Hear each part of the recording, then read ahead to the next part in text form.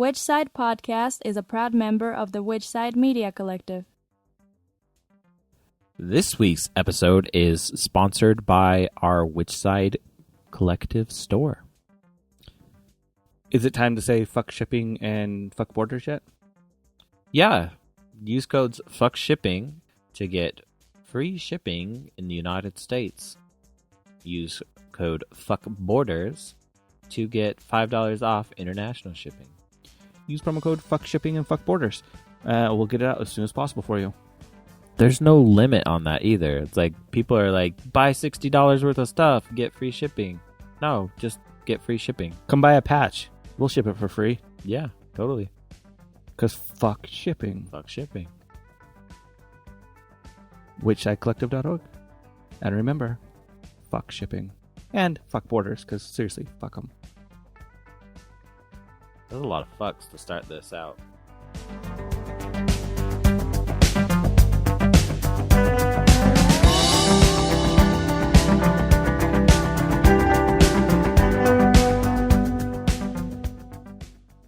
This is episode 163.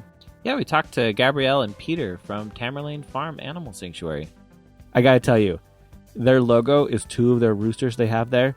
I fucking love it. Like, it's amazing. It's the best logo in the world, and they sell hot sauce. And the hot sauce logos are pretty amazing also. They all feature animals in the sanctuary. Yeah, I really like their hot sauce logos. They're cool. Yeah, I really want to get one of their trucker hats. So, we're talking about all their merch. But seriously, it's an awesome conversation. It's an awesome sanctuary. Make sure you listen to the whole thing, and then go support them and buy some hot sauce.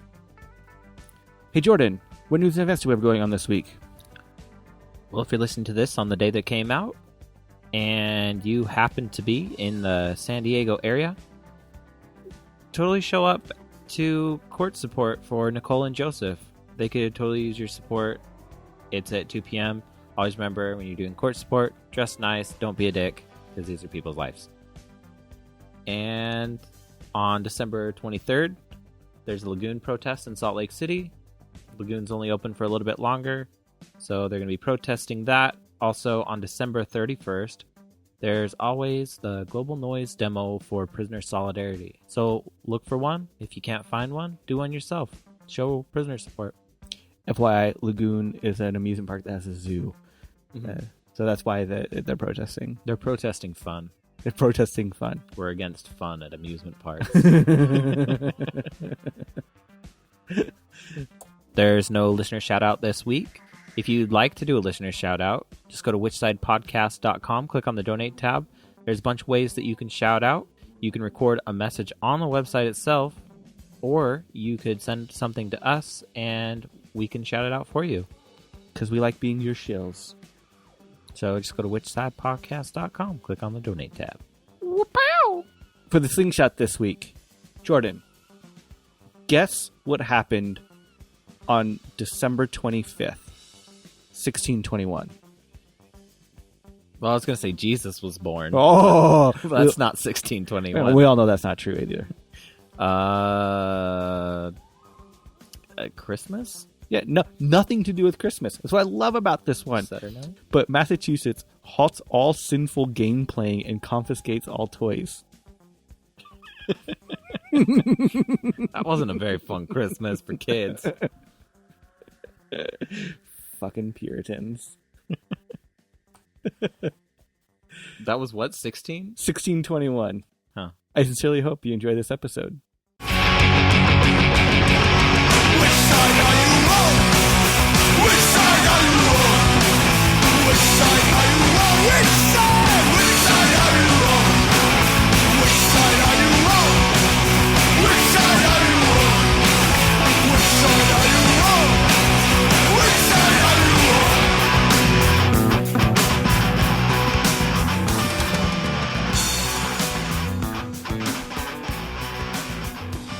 My favorite thing to eat is her barbecue tempeh. It's sick. It is sick. Yeah, I will give it a try, and I will let you know how it turns out. The title, I think the title of the video is how to do tempeh right on their YouTube feed. Well, I know plenty ways to do it wrong. It really took me a while, and I think it just better tempeh is coming out as well. Yeah, that's true. I mean, we have a lot of, and I'm sure you guys do too, kind of artisanal handmade tempehs in New York City. We do the vegan shop-ups, which is a kind of a pop-up vegan mart, because along with our animal sanctuary, we also make a line of sauces. Mm-hmm. So right now we're just coming out with, well, we're not just coming out with it, but we've actually started co-packing it, and we're going to take it to the next level of hot sauces. So we, sell our sauces at all of like the Veg Fest, places like that, the vegan shop-ups, any kind of the Seed, any kind of like vegan-based markets. And we do farmers markets as well up by our farm. And I feel like we're getting ahead of ourselves because we haven't even mentioned who we are. Guess what? We have a farm animal sanctuary. By the way, I know. But anyway, there's a tempeh guy there, and he makes his own tempeh, and it's fabulous, berries tempeh. So, just to finish that thought. Well, I'm glad you kind of brought up the hot sauces, because I was going to bring them up. One, I super want to try them, but I think your guys' logos are fucking amazing. Ah, thank you. Like, oh, sorry. A really good friend of ours actually did the logo and did all of the artwork for our brand new label, so we're really excited. A long-time vegan anarchist to boot, a guy named Scott Spitz, who's based in Indiana, who's an amazing runner and a graphic artist. And I met him through running, and we're all part of this vegan running team. And he did all our logos for us, and we're grateful for that. So what led to, starting like the hot sauces and everything else? Was it just to help fund the sanctuary? Yeah, absolutely. We were kind of foodie centric to begin with. And before we started the sanctuary, I had a garden. 1 year, I grew so many peppers. It was insane. And I started making hot sauces out of them, and everybody liked the hot sauces. And they were like, you should make some more hot sauce. And that's kind of how it started. And, I was doing it in a very small scale, kind of just for our friends.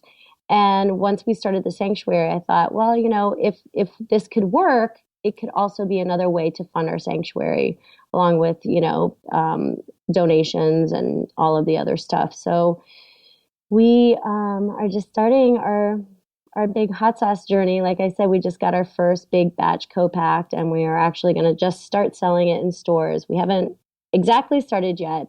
We're still, selling at our local markets. But yeah, that's the whole point of it. Otherwise, I wouldn't be doing hot sauce. I mean, it's fun and I love it, but I would just be making it for my friends. How big do you want to get? Well, it's kind of expensive hot sauce because it is handmade. It's all organic. We make it in really small batches. And so we're putting our first efforts out into the world, and we're going to see what happens. And, if it hits, great. I mean, we'd like to make it as big as it could go. We'd like to add more product lines onto it. We're modeling ourselves after, have you heard of a little hot sauce brand, Tabasco? We're going to buy an island. Great. Well, I've been wanting to try it ever since I first found out about it several months ago. And we will definitely send you some bottles. I would, I will gladly pay for it though. Like, I have no problem paying for it. So I definitely want to get some. Yeah, so we literally, as we are going back to New York City, so we just went, for the holiday to see our family. Our co-packer just got in touch with us today, and he's like, all of your stuff is bottled.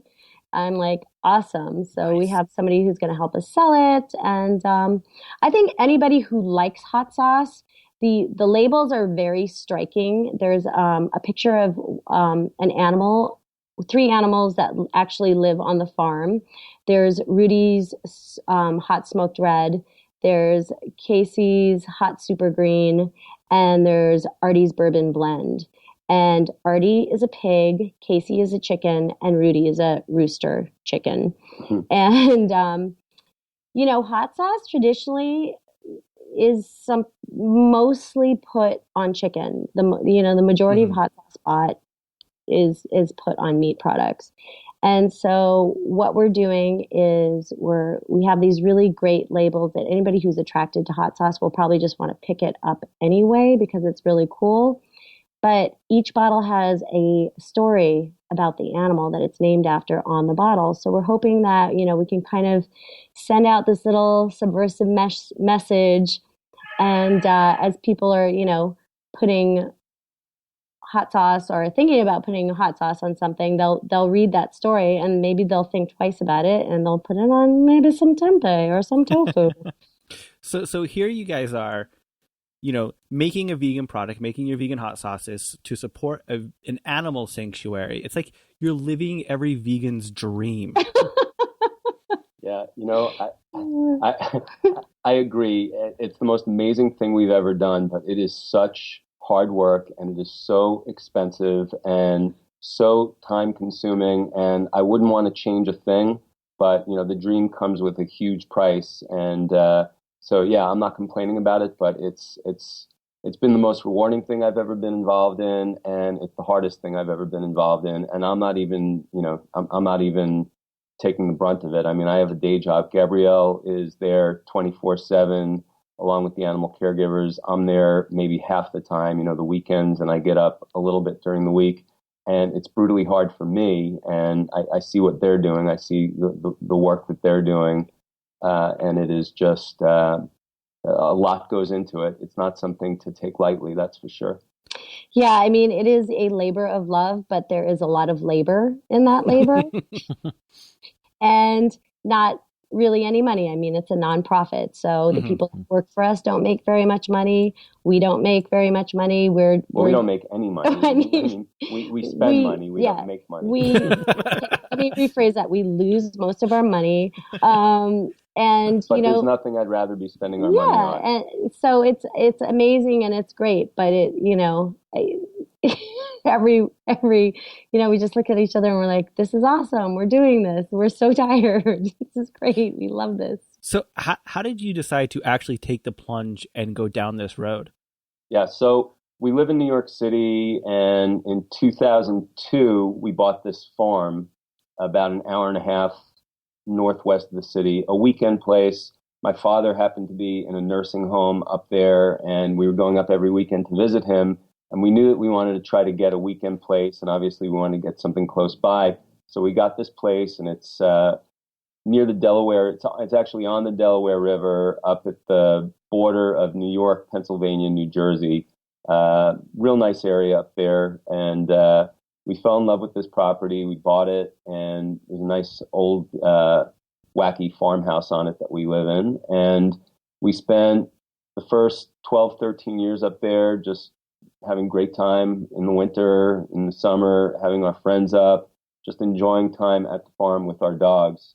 And about 3 years ago, we were reading something about Woodstock Farm Animal Sanctuary, that they were looking to adopt out 2 roosters. And at this point, Gabrielle had gotten serious with the garden, and she was growing the peppers and making the hot sauce. And for the first time up there, we were doing more than just, gardening flowers. We were, we were actually growing food.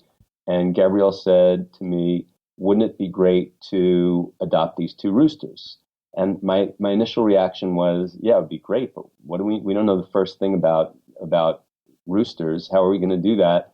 And we started reading up on it, and we took the plunge, and we adopted these roosters. And Gabrielle's the kind of person, she doesn't do anything halfway. She does everything, 300% of the way. And we got these roosters, and, we got them a great house. And we quickly fell in love with these 2 roosters, Yuri and Jupiter, who are the 2 roosters depicted on our logo. And I just, it was amazing to me. We had been to sanctuaries, and we get it. I mean, we get it that, there's really no difference between cats and dogs and chickens and pigs and cows.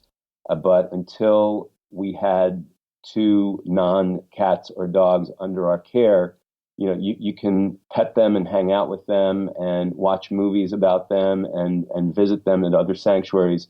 Once you have them, something just connected. And I was like, this is life-changing, having these 2 guys. And we looked at each other and talked about it, and we said, you know what, let's adopt some more animals. And Animal Place a couple of years ago did this big rescue out in California where I guess a few thousand battery hens that were going to be gassed because they were considered spent, meaning that they were 2 years old and their egg production had dropped off a slight bit. So of course, you know, the egg industry, if there's any drop off, they're killing the birds. Mm-hmm. Someone managed to convince the farmer to let them take these quote unquote spent birds and fly them out of California. And they were delivered to different sanctuaries throughout the country, Woodstock being one of them. And after rescuing or adopting, I should say, Uri and Jupiter, we knew that Woodstock was getting in these birds, and they knew how well we were doing with Uri and Jupiter. And I don't know if they reached out to us or we reached out to them, but we took 20 of these battery hens and we built a big coop for them.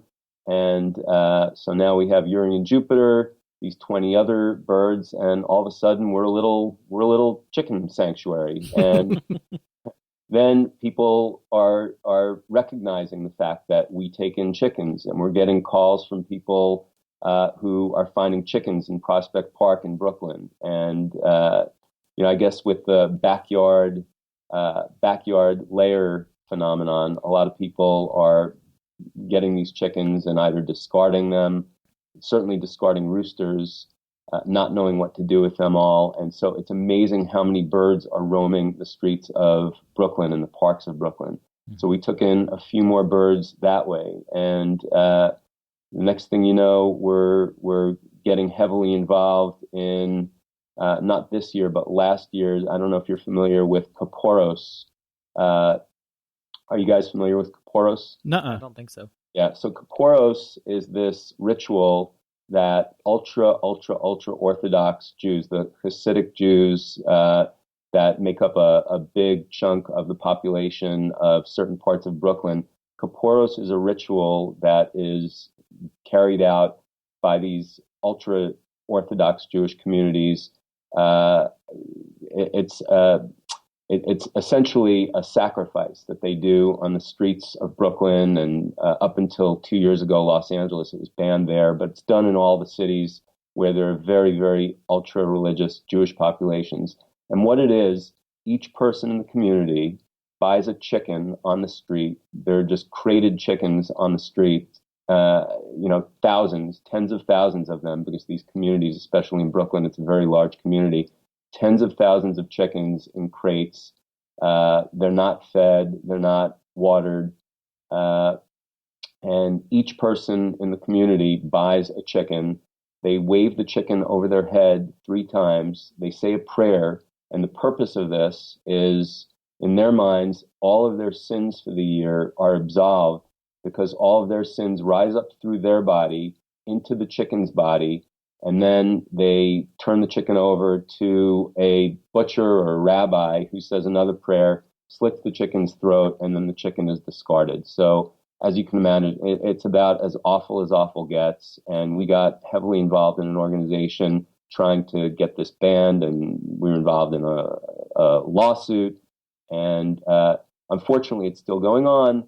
But a lot of the chickens that unfortunately are trucked into Brooklyn for this horrible ceremony, there are so many, and it's so haphazard that some of these chickens manage to make their way out of the ritual and are rescued. And we were fortunate enough 2 years ago to rescue, I think, or take in 60 birds that weren't slaughtered. And so at that point, all of a sudden, we're most definitely a chicken sanctuary. We have, at this point, we have 100 some odd birds, and we're getting serious. And we then got our nonprofit status, and another 30 or 40 chickens and some pigs and turkeys later, here we are. I'm glad that you brought up the sacrifice, because that was one of the things I was reading on your website, was that you had quite a few saved from ritual sacrifice, and that was going to be one of the questions I asked, because I wasn't really familiar with that still happening in the United States. It does still happen in the United States. It doesn't really happen on the level that it happens in this community, especially in New York City and places like Los Angeles. So it was finally shut down in Los Angeles because it's a health violation. You're not allowed to sacrifice animals on the street of any city. Obviously it's against health violations. It's against animal cruelty codes, and basically the practice is illegal. So, we are working with a nonprofit called the Alliance to End Chickens as Caporis, and it's not about saying you can't practice your religious, ceremony, or you can't practice your religion. It's more about saying you can't do this on the streets of New York City because it's illegal. And if it's practiced in a way that is, not on the streets, then they would have to do a much smaller amount of chickens. It would be a lot harder for them to do. And basically, this is just a big money-making venture for the people involved, the people who are growing the chickens, buying the chickens, selling the chickens to the community. It's all, it's not really about religion at that point. It's about making money, because they're not, in their religion, you're supposed to then donate that chicken to charity.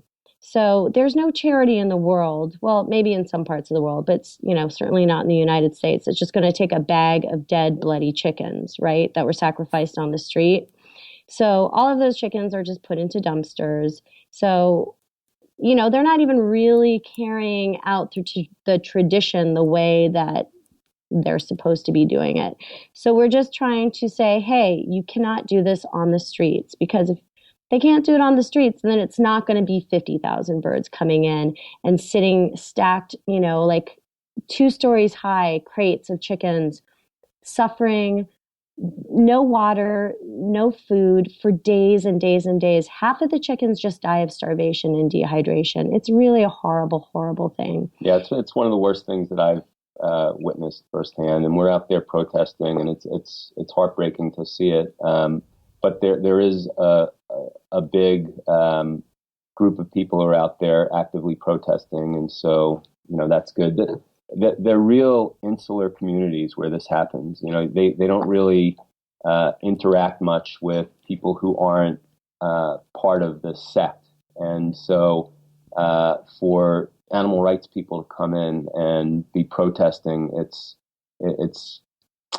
gets a little bit hairy at certain points, but I think it's important, and I try to talk to them. And most people say that you can't connect with these people. They don't listen. They think that we're crazy vegan animal rights people, and the typical response from them is, why aren't you concerned about ISIS? Why aren't you worried about all of the people killing people? Why do you care so much about the animals? And it's an interesting debate with these people, and I think that we are making some sort of an impact with them. So I think it's worth continuing to protest it and try to make some more headway. The important thing that we didn't mention about this ritual is that 99% of Jewish people who are even moderately observant, who practice Judaism even a little bit, to those who practice it a ton, people who are even Orthodox but not Hasidic, when you ask them about this ceremony, they say, of course we don't do that. We say the prayer, but we wave money over our head, and then we give the money to charity, and it's just as good, if not a better way of doing it. So they have this amazing, easy alternative. They don't have to do the chickens. And that goes to Gabrielle's point that, we believe that like so many things, money is behind it. We think that the temple that's organizing each of these, Kaporos rituals is making money, and people in the community are led blindly to do it that way, as opposed to do it for money, because it raises money for the temple, and that's what it's all about for them. And when you talk to the people in the community, because they see these chickens suffering, they see them on the streets, and if you can get somebody to talk to you, they also disagree with that. They don't think that that's fair and they don't like it. It's just like people who, if you show them what a factory farm looks like, they don't agree with that. They don't think it's good. They don't think it's right. So, it's just kind of slowly trying to open the eyes of every individual in every little different way. On the sanctuary, we have a lot of people come and a lot of people visit and a lot of people hang out with the animals who've never had a chance to sit down with a turkey in their life or a chicken in their life. And, they don't know that chickens are these amazing, amazing beings. We've had so many people who have come who, met a pig for the first time and they're like, I can't eat pork anymore, or I can't eat chicken anymore. So it's really just, all about just trying to show people that the compassionate way to do things is the better road, especially if it's a religious reason.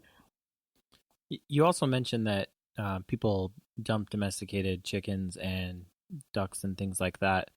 And I think that's a really important thing for people to realize, that a lot of these backyard chickens, after they stop producing, people become attached to them, but they don't want to slaughter them, but they're of no use to them anymore. So they think that they can fend for themselves in the streets, and they just can't.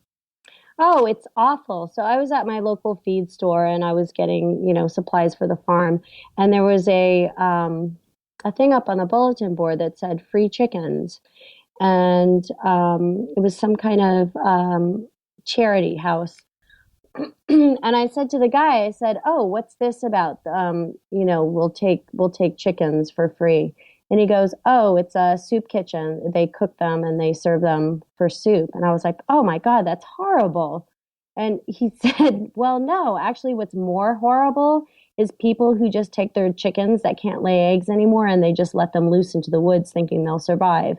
And, they suffer for days without shelter, with predators and, die a slow death." It was just like, you know what? Both of those things are horrible.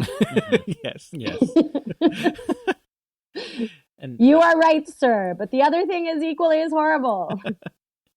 Yeah, what blows me away is that a lot of people that have like backyard chickens, they try to like tout it as being so much better and they live a longer life. I'm like, the average backyard chicken only is 2 to 3 years, just the same as any, other, egg laying hen that's out there. Yeah, no. And, we have so many backyard people that contact us because, oh, we got all these roosters and we don't want roosters. And let me tell you something, roosters are amazing. We would take every rooster we could if we could. We are, one of the things we're going to be working on in the spring is to create a much bigger rooster colony. We have a rooster colony now that we call the frat house. It's a lot of young roosters living together, and they, it's just like a lot of, college guys living in a frat house. It's really the same thing. But, I tell these people when they reach out to me, I'm like, this is your pet. You should try to do everything you can to change the laws in your town, because a crowing rooster is no, more disturbing than a barking dog.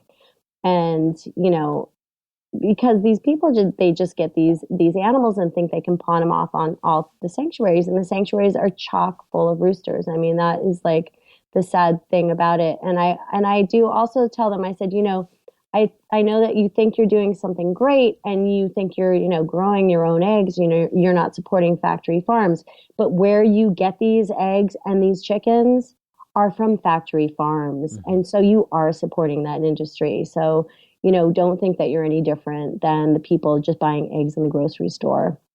I've been told by people who run sanctuaries before that the hardest part about running the sanctuary is how often you have to say no to taking in animals. It is hard because of course you want to say yes, and you can't say yes all the time. Otherwise you would be overcrowded, and then the animals that you have wouldn't be getting the care that they needed to get. It's heartbreaking. It's infuriating at times. And, sometimes there are these big rescues where, it's just hundreds of animals that need a place to go, like, from some horrible farm where, everybody's being abused, and you want to be able to take everyone, but you can't.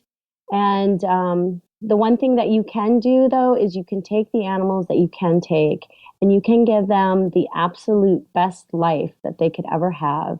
And then you can show people that life and show people. And when people come to our farm, they're like, oh, the chickens are so pretty. It doesn't smell here. It's amazing.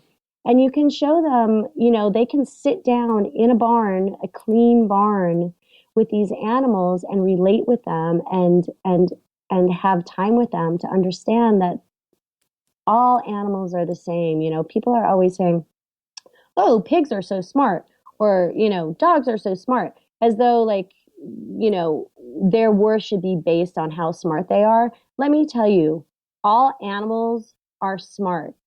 Animals are just like humans. They have the same feelings, the same everything. Every single animal, not just pigs, not just, this animal or that animal. Every single one of them experiences pain, experiences all of the emotions that we as human beings experience. And even fish, they're doing studies now. Oh, fish experience pain. It's like, come on, are you kidding me? How are people still not understanding this?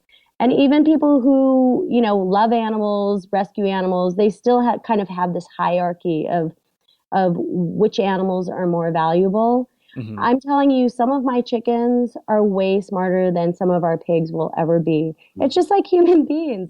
Some humans are really smart and some are not so smart. It's the same thing in the animal kingdom. I think, are you guys sold? I think so. Preaching to the choir a little bit. No, it's funny because one of the things I have a hard time having a one-on-one personal connection with most animals. I am strictly vegan for the ethical reasons, not for emotional or not because I had attachments. But once you're around these animals, you realize they do have an amazing, distinct personalities. And I don't think anyone, especially, if you're an animal rights activist or vegan, can deny that these animals feel pain and they're sentient. But until you're around them, I never fully grasped how amazingly unique they all are. True. Yep. I mean, they mourn their losses the same way we mourn our losses. They experience joy and happiness. They play. They get depressed. They experience all the same things we experience. And they do it in such a pure way. That's the thing about animals, right? Is that they are pure. They're all right. So maybe we have one pig that's slightly evil, but, mostly they're just so pure of heart, and the way that we are just taking advantage of them on such a mass level is so overwhelming.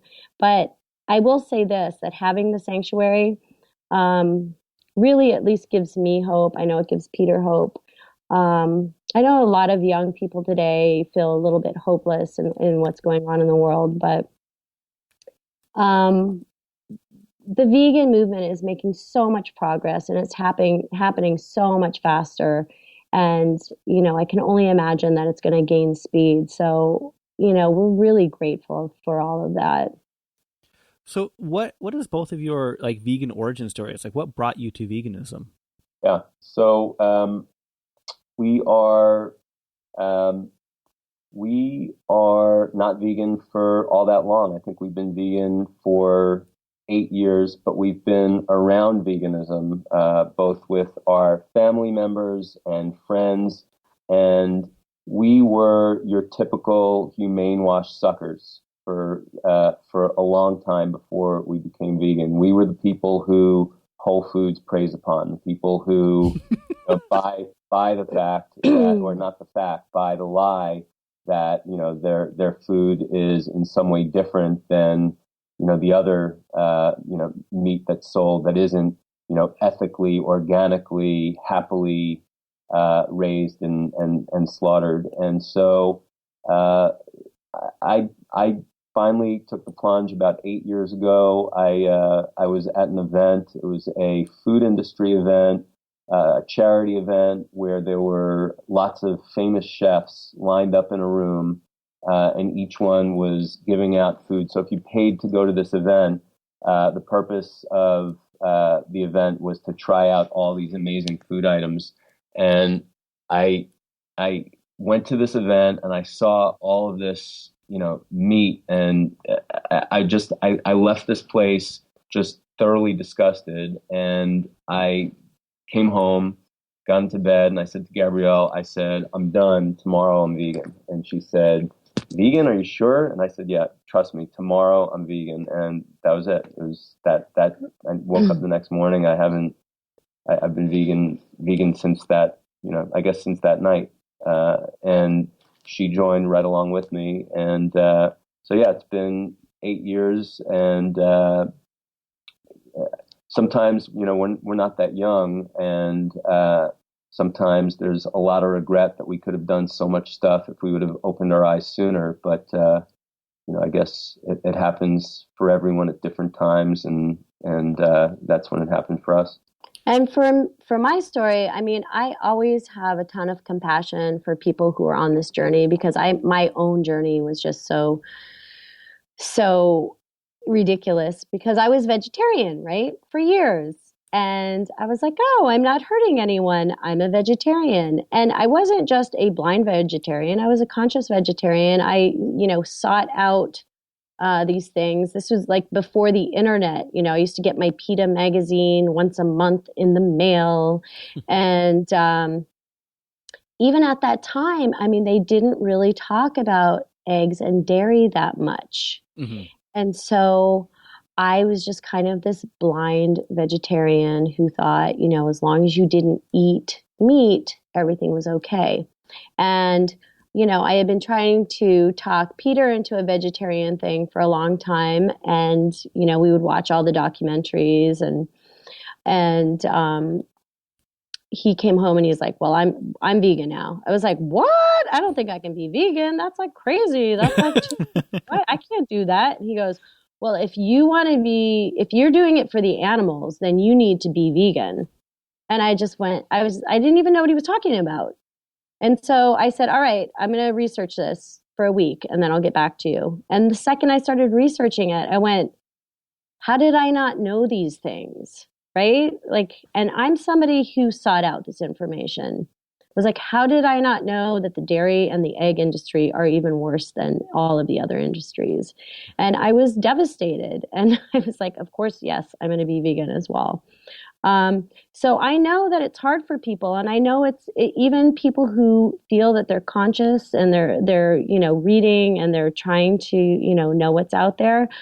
The way that the world is set up, it's a deceptive world, and the whole foods of this world, they're really, really good at what they do. And you can be, I always think, how can you be a compassionate person and not be vegan? And I guess the simple answer is, of course you can be, because the consumer world is set up to help you along that path.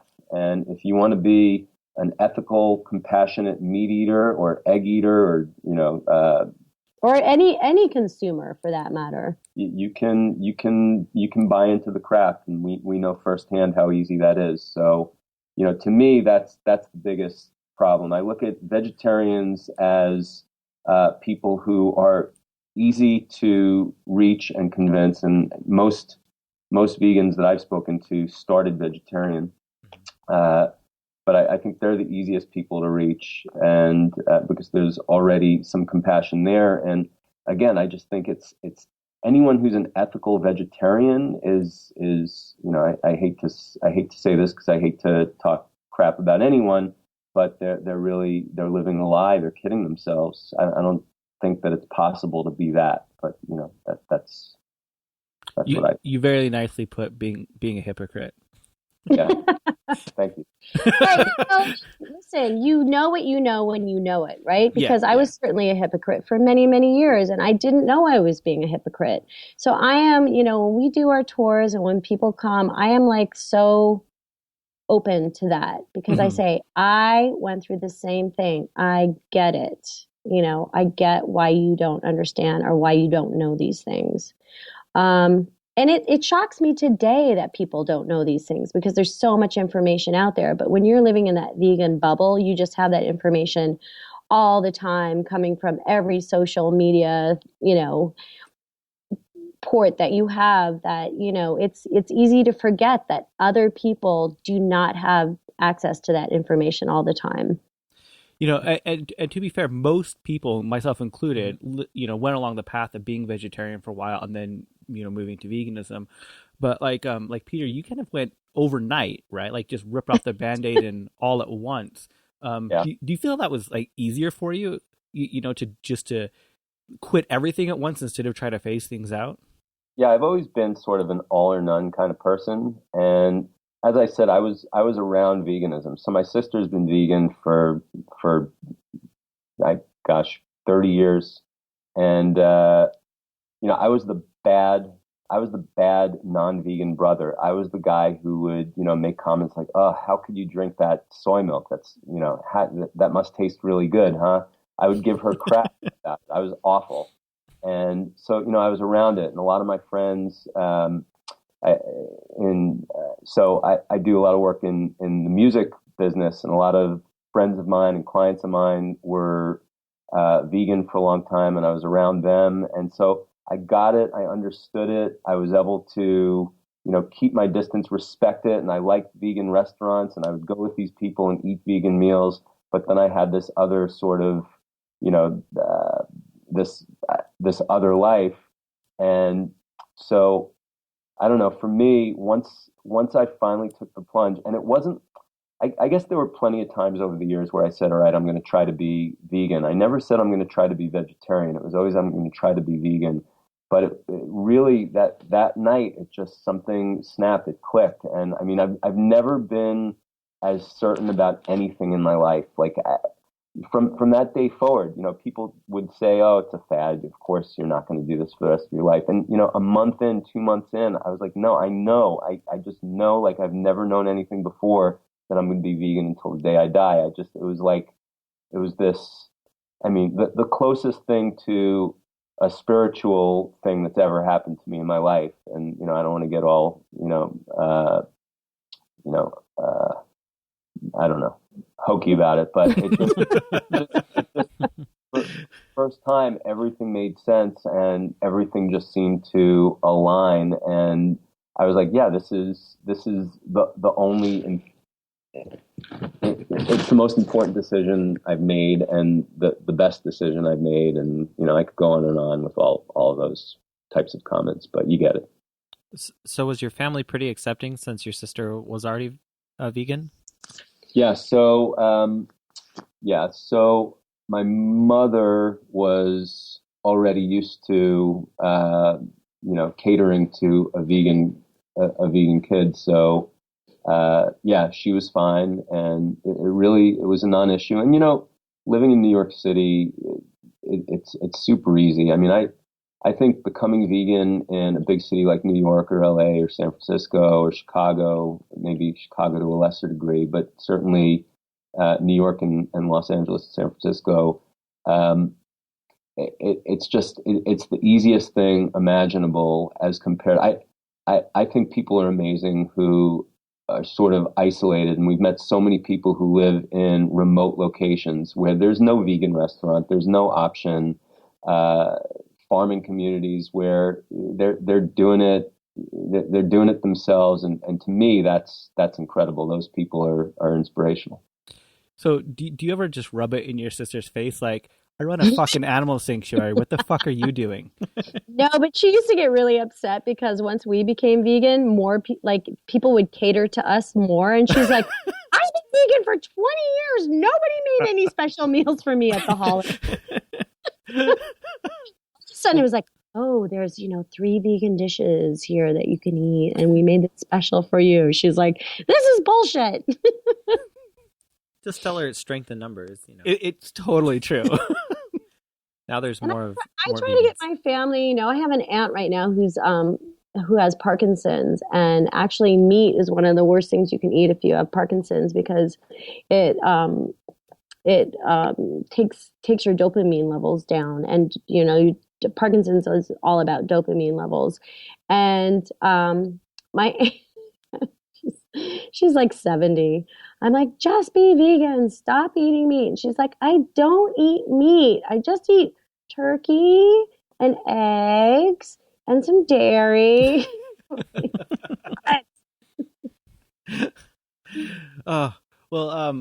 Peter, you mentioned like this was like one of the most clear, like easy decisions in your life, and like that's how it's been for me being vegan. Like it was such an easy thing once you made that choice, but everything else in my life is so fucking hard. Like you mentioned that you like are in a running group. Like I try running, I try exercising, I've tried to get like in that runner's end, and I'm just like I fucking hate every step of this.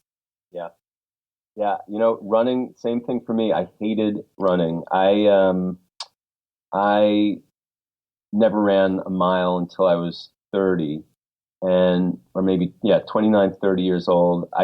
The only reason I started running was I quit smoking, and I needed to replace smoking with something. And Gabrielle would run a little bit, and she would try to talk me into going for a run with her, and I would say, nonsense, no chance, I'm not doing it. And then one day I went out for a run, and I was like, wow, that was amazing. And, it was short. It was a mile and a half. And then I wanted to do it the next day and the next day. And I just, sort of replaced the addiction with, what is arguably a healthier addiction. And, 50 some odd marathons later, I'm still running pretty much every day. Jeez. And yeah, so there's a restaurant in Syracuse called Strong Hearts Cafe. Have you heard of that one? Uh-huh. Yeah, so Strong Hearts started this running group up in Syracuse, and it grew to the point where there are runners from all over the country, myself included, who are members of the Strong Hearts running team, and we do races all over the place together. We do these races, I don't know if you probably haven't heard of it, considering you hate running like I used to hate running. But there's this one relay race phenomenon called Ragnar, and it's we've heard of that. Yeah. I've debated doing it several times.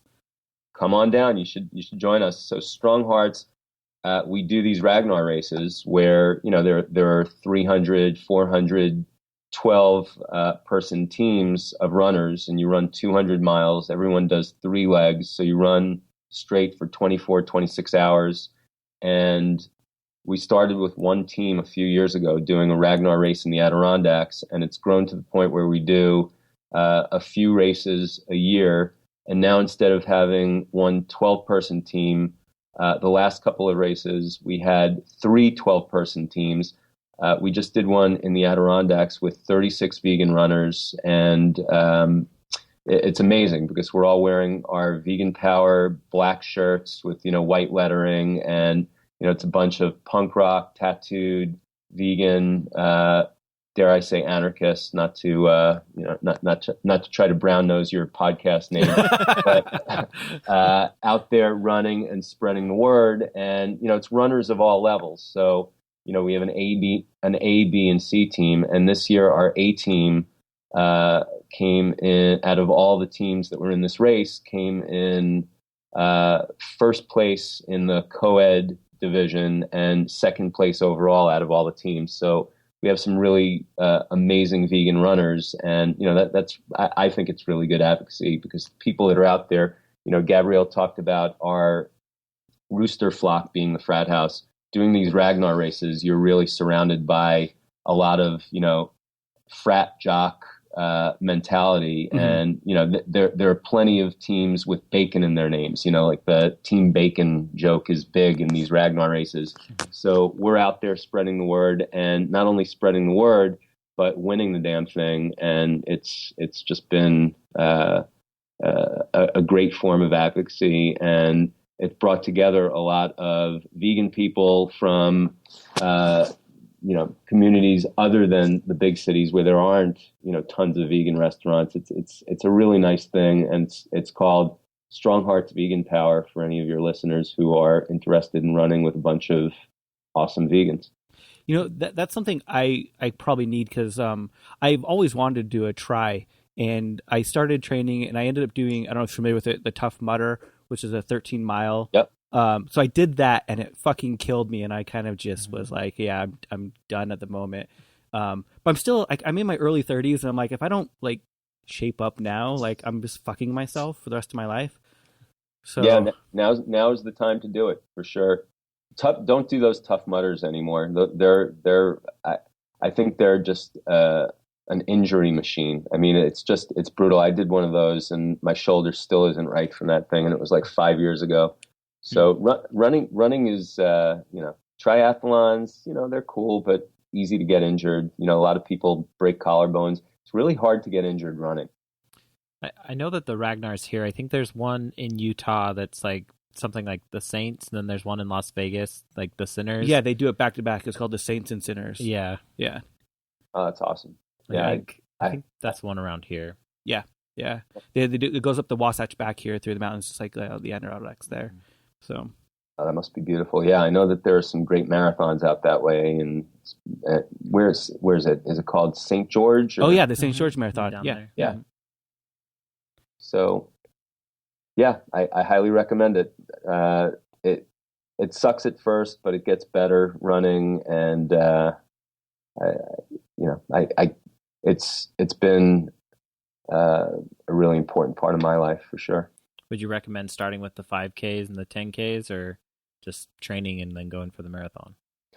I would definitely get some 5Ks and 10Ks under your belt before you go straight to the marathon. It depends. I mean, I don't know what I started literally from nothing. That day that Gabrielle convinced me to run 1.5 miles, I think the last time I had run was probably in 7th grade, where I had to do the mile around the track for fitness, and I probably cheated. I probably faked it and only did 2 of the 4 loops. I mean, I literally never ever ran.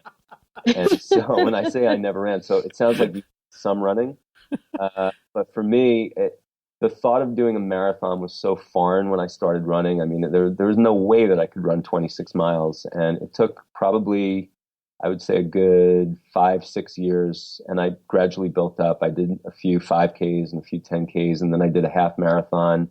And then I trained for a full marathon, and I did it, and it was brutal. And I finished, and I said, I'll never do that again. And 2 days later, I was online looking for the next one to do. And like I said, I've done a ton of them all over the place, and I'm kind of done. I'm the thought of doing 26 is no longer that appealing. I'm still running every day, but I'm running shorter races, and who knows, maybe I'll do some more marathons. But most of my competitive running these days is with the Strong Hearts Vegan Power Team. I really don't have much interest in going and doing races other than with that crew. It's just such a good group of people. Are you interested in running as well, Gabrielle? Well, I do love running, but I've had a lot of injuries, and so I'm kind of dealing with a lot of those injuries. And I don't know if running is really in my future, but hiking is awesome. We've been doing a lot of hiking on this trip, and I haven't had any bad things happen with all of the injuries that I have. So I'm kind of excited to explore the hiking in our area, which there is a lot of, because we have a lot of parks around us. We have Stoke State Park that the Adirondack Trail goes through, and we have High Point State Park. And I was like, God, we do so much hiking when we're not at home. How can we never hike at home? We should take it stuff that's literally in our backyard. And hiking's great because you can take your time, and you can take breaks and have picnic. I have that same problem here though with the hiking. I absolutely love it, and we're surrounded by some of the most gorgeous mountain ranges ever. I mean, I can look out my door and just be like, oh, I know like 100 trails right here. And do I ever do it? No. It's it's crazy. But we're going to try. I mean, it's cold now, so we're not going to try till the spring. Yeah. Not really make a good effort in the spring. I've done some snow hiking, and it's I love fun. Snowshoeing. It is so great getting that cold air in your lungs. But not in your shoes. Yeah, not in your shoes. Fuck that. No. We actually do a lot of cross-country skiing around the property. Because we have about 40 acres, and there are like a lot of cleared areas. And that has been amazing, and probably one of the best exercises that you can do without hurting yourself, really. It's like low impact and just really, really amazing. But when we first started, we were going to get the snowshoes, right? The running snowshoes, but they were way more expensive than the cross-country skis. And so we're like, oh, well, let's just get the cross-country skis because they're cheaper. And we love it. But I really, really still want to do the snowshoe thing. Have you done the running snowshoes? No, I haven't done the running ones. But I know I was at Costco the other day and they had amazing deals on snowshoes. Oh, really? Yeah. But kind of like to switch it up a little bit. One of the things that I've been super curious about, and this is just from my lack of knowledge on how everything works, was when you have so many like chickens and hens and roosters together, does that create like problems, or do you have to separate them out into their own little enclaves?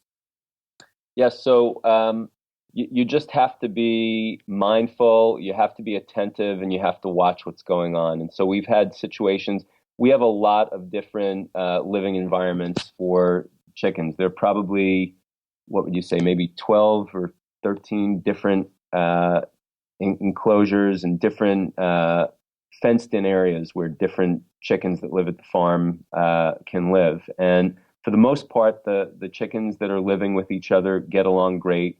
But when we experience a chicken not doing so well, we'll move them around, we'll try different things. And so, if you just throw them in all together, there are going to be problems. But as long as you're attentive, and we're super attentive, I mean, we have people who are with the chickens. These chickens are never unattended. And so if there are any problems, we're dealing with it. And so do they naturally just establish that pecking order and it's nothing to really worry about, or? Well, they do naturally establish a pecking order, but there are times when you have to worry because if one, especially with the roosters, so, not all roosters can live together. Sometimes the roosters will bully one or two of the other roosters, and you have to protect them and you have to take them out of that situation and find a situation where they can be in and they can get their confidence back up and they can, just kind of live among the flock. We have one rooster that we had to actually put in a lot of different areas and everybody kind of picked on him. It was very sad. And he's now just starting to get his confidence up and he lives with a couple of hens and a very generous rooster who, those are his hens. And he's allowed this guy, Jerome, to come and live with him. But yeah, you have to be careful because, they will pick on them a lot. They'll keep them from the food. They'll keep them from the water. They won't let them come in if it's raining outside. Mm-hmm. And, just like in our own society, there are the bullies and the people who are getting bullied. And you've got to make sure that the people who are getting bullied are separated and they're in a situation where they can grow and prosper. What's been your most memorable moment during this with either with the animals or with visitors or guests or just in general with the whole project? Probably the most memorable moments are when you have an animal in the hospital and you get them back on their feet walking again, or you get them to recover, or they recover from something that you thought was going to kill them. Those are the really memorable moments. Those are the great memorable moments. And then of course the other really sad memorable moments are when a really beloved animal dies. Because even with pets, we outlive our pets, and with a lot of these animals that come to factory farms, a lot of times they're not going to live as long as some other animals just because they're bred in factory farm situations. They've been raised on the absolute worst feed. They're very unhealthy. They're very, they have a lot of problems. But when you can bring some of those sick animals in and you can turn their health problems around, we use a lot of homeopathic stuff, a lot of herbal stuff. We, really do a lot of research and try to just figure out whatever we can do to help these guys recover from years of kind of abuse and just horrible diet, hygiene, and everything else. So when you can turn an animal around and just see them come from being a really weak, sickly animal into a strong, happy, healthy animal, that's amazing. And then, of course, a lot of the animals that are in the hospital, you get really attached to because you see them more than the animals that are living outside, and you have more of a one-on-one relationship with them. And when one of those animals passes away, it's devastating and it's heartbreaking. So, the most memorable things are kind of two sides of the same thing, helping them get healthy and go into the flock or go into the herd and really prospering, and then losing them when it's kind of their time.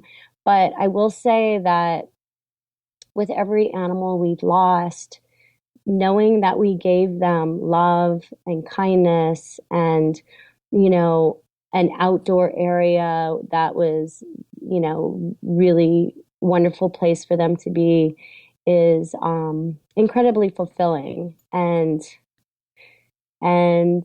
you take the good with the bad. And with the sanctuaries, there's a lot of good and there's a lot of bad. There's a lot of animals you can't save. There's a lot of animals that die. But then again, there's a lot of animals that you save and they just do so well and they're so happy. And, even the relationships that they make amongst themselves. We took, out of the Kapora ceremony this year, we were only able to take about 26 of those birds in because, we had a limited area for birds. We couldn't take as many in as we had done the previous year. And two of them were not walking so well. So these chickens that are raised for meat, a lot of times they'll just sit down because their bodies are growing so quickly that their legs can't keep up with it. And if they sit down on the factory farm and there's nobody there to help them kind of get back up on their feet, their legs will atrophy. So we had one girl whose legs were atrophied and she couldn't walk, and another one who kind of maybe had a broken toe. And we were keeping them together when we had all these birds quarantined. And when you have them quarantined, there's not a lot of space. You have to quarantine them for a few weeks. And I said, well, let's just separate these two birds because this one just has a broken toe. We'll put them with the other ones that are not really that sickly, put them with that quarantine group. And as soon as we took the one with the bad toe out, the one who couldn't walk started screaming hysterically. And I was like, oh, okay, well, we won't, we put that one back in. So the one with the broken toe is named Toad, and the one that was screaming hysterically was named Tilly. And so Toad and Tilly are now the best of friends. Tilly is now walking around because we did a lot of physical therapy on her legs and got her back up and walking on her feet. And Toad's foot has healed. And now they're inseparable. They go everywhere together in the sanctuary. They're the best of friends. And, it's those moments that are incredibly rewarding too, where you see these animals, have these bonds with each other. Like we have these two pigs. We have Artie, who came to live with us. His parents actually are friends of ours. And they had this pig living in a brownstone in Brooklyn, in a beautiful brownstone with a very large backyard. But they realized that their potbelly pig was going to be happier living in a farm setting. And they had rescued him, and they had brought them into their home, but they realized he wasn't happy. So they brought him to live with us, and we decided to get a mate for him. And just about the same time, there was this alert that went out that there was this pig that had been living in a bathroom for 5 years. They're a hoarding situation. It was kind of a hoarding situation, but the woman was not a bad person. She just had some mental problems, and she knew that keeping this pig in a bathroom was bad. And she was trying to find a sanctuary to take this pig. So we went and we saw the pig in the bathroom. We immediately brought her home to come live with Artie. And let's say she's not the nicest pig. She wasn't very nice to Artie, who's a very, very sweet pig. And she would try to bite him, and Artie would be very upset by this. And, the months went on, and now they're just kind of like this old married couple. They snuggle together in their barn. They have their routine, and it's really, really sweet, So it's like Artie kind of grew up and had to, become a man and, stand up to Clara. And Clara now is, happy to live with Artie, and they have this wonderful life together. So I would say those are the rewarding moments. No, was that one of the evil pigs? Clara is a little bit of an evil pig, but we love her. We love her dearly. But she knows that she's got us all wrapped around her little hoof. And so she's very, very smart, and we love her, but she can be a handful, and pigs are a handful. And that's what people don't realize. So this whole potbelly pig movement, right? You know, everybody's like, oh, they're just as big as a dog. Well, a lot of potbelly pigs, Artie is 250 pounds, Clara is 170 pounds. A lot of those potbelly pigs get really, really, really big. They're not mini pigs. And pigs are not like dogs.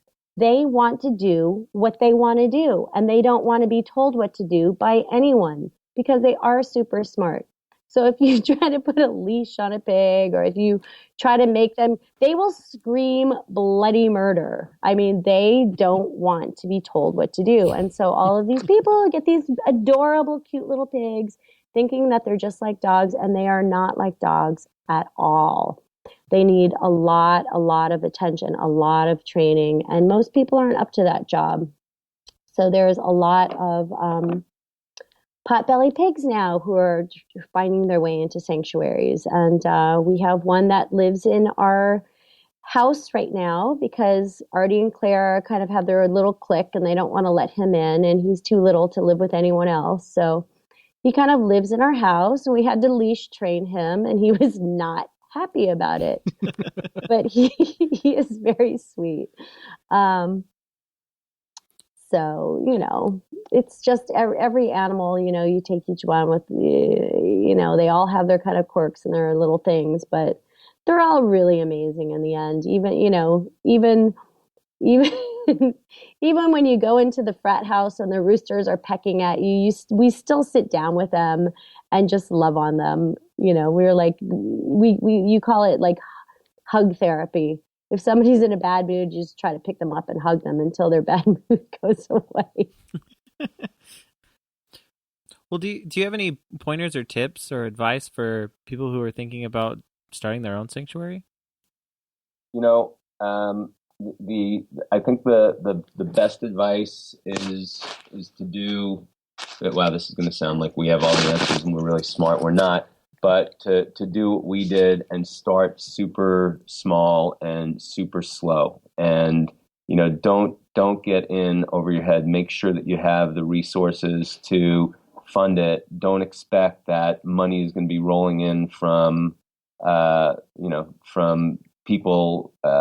Everyone has limited resources these days, any days for that matter, and so. If you think that you're going to start a sanctuary and money is just going to start pouring in and it's going to be funded solely by donations, I think you're sorely mistaken. We have been really fortunate in that we've had really good people help us out, and we've had great people do benefits for us. This past weekend, we had a tattoo shop in Syracuse, New York, Classic Trilogy Tattoo, do a flash benefit. So anyone who came in and got a tattoo, they paid $80 for the tattoo, and 100% of the proceeds went to our sanctuary. And that same Strong Hearts place that I mentioned, they did an amazing 5-course dinner for us last month, where I think 100 some odd people came in for this amazing meal that they put together. And all the proceeds from that went to the sanctuary. And we have another friend, a big animal rights activist in New York, who is a musical theater performer, and she's putting together a theater night in New York where a bunch of top Broadway performers are going to be performing, and all the proceeds from that are going to go to the sanctuary. And between that and doing our social media campaigns, and of course the big push is going to be with the hot sauce, we're trying to get to the point. The goal is to get to a point where it is funding itself. The other thing that I would recommend, in addition to not getting ahead of yourself and not expecting that it's going to be easy to raise money, is to consider going to this amazing event that Susie Costin, who she I don't know if you've heard of Susie, but she is in charge of the animals at Farm Sanctuary up in Watkins Glen. She's the head animal caregiver, I guess, for all of their locations. And she puts on this animal care conference once a year. We did it at the very beginning. You go up to Watkins Glen, and it's all aspiring sanctuary people who spend 2 days in seminars and learning hands-on what it's all about from Susie. And I highly recommend that event to anyone who's considering it. They basically spend most of the time talking you out of starting a sanctuary because it's so incredibly hard. So if you can get through that weekend, because we had friends that did that weekend and they were like, oh yeah, we realized that was way too much for us. We couldn't do it. So we left. So during the whole conference, I kept looking at Peter. I'm like, so you're still in this, right? He's like, yeah, we're in this. I was like, okay.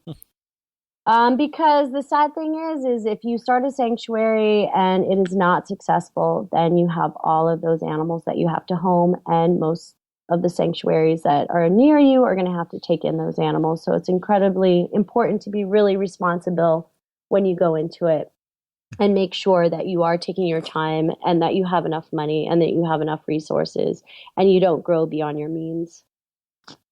Well, I can't believe it. I just looked at the time, and we're way past an hour at this point. It's just been a lot of fun. Thank you so much for taking your time out this evening with us. Yeah. Thank you guys so much for talking to us. This is our first podcast, so we're super excited about it. This is the first time I've Skyped. This is the first time I've podcasted. We're breaking all sorts of barriers for me tonight. Well, they'll tell our listeners how they can follow your work and help get involved, get some hot sauce, and help support what you guys are doing. Oh, that's awesome. So if you go to tamerlainefarm.com, that pretty much has, our hot sauce, all of our products, all of our t-shirts and hoodies and all of that stuff. And it tells you about our farm, and it links to all of our social media, the Twitter, the Facebook, the Instagram, all of the things that make up Tamerlaine Farm. I gotta say, I was kind of sad that you didn't have any of the trucker hats left, because I just love that trucker hat. We're going to get more. They're very popular. Not only are they popular with people, but they're really popular with us, because we are farmers, actually, and we use those trucker hats all the time. So we're going to be ordering more, so don't you worry. Well, please let me know when you get some, because I definitely want one. Absolutely. You know what? I'm going to place an order as soon as we get back tomorrow in town. Well, awesome. Well, we end every episode saying fuck, shit, damn. Would you both mind saying that for us this week? Fuck, shit, damn. Absolutely not. I won't say that. You could say fudge shoot. Fuck that shit, damn it. Well, thank you both. Have a wonderful night. Yeah, thanks. Thank you guys. This week you heard First Words by Trans Am. Right now you're listening to Saturnalia by the Night Terrors. You like what I did there? I did. I get that. Is that subliminal? I don't know if anyone else will get it. If you don't get it, sorry, but if you do get it, send us a little message on social media. But iTunes, if you listen this far, that means you kind of maybe liked it, and it was free. So maybe, if you're thinking about it, go rate and review us. It really helps out the show, and if you don't do it, it hurts us. It hurts the show. It really does. We're gonna stop existing. You just it's like stabbing us without your words. So if you want us to continue doing this podcast, I'll maybe do an ultimatum. Yeah, I mean, you can do an ultimatum. We're going to do it either way. Let's be honest. Yeah, it's true. So show a little bit of support. Rate and review us. If you're not yet our friend on social media, you should be our friend, because you don't write us anything on iTunes, and so we feel like you don't like us. So you should like us on Facebook. Yeah. That makes sense. It totally makes sense. Plus, we're kind of suckers. If you push something our way and be like, hey, can you throw this out there? We'll be like, yeah, of course. And we'll retweet it, re-put it out to our network as well. Sometimes. Yeah. So do it. Just do it. And if you're not yet a member of the show, you should be a member of the show. Membership is the only way to get extra bonus content that's exclusive to members only, as well as some cool swag from the Witchside store, like shirts, bandanas, things like that. Plus, you get a discount on everything else you buy. Definitely. And listener shoutouts for free. So, be a member. Go to witchsidepodcast.com. Click on the members tab. Sure, there's a tab for everything. Is there a tab for Fuck Shit Damn? There might be. But you'll have to find it. Witchside Podcast is hosted and produced by Jordan Halliday and Jeremy Parkin of the Witchside Media Collective, with web design by Jordan Halliday and sound design by Jeremy Parkin. Booking by Mari Halliday. Theme music by Commandantes. Go to witchsidecollective.org to check out the other shows in the collective. As always, fuck shit damn.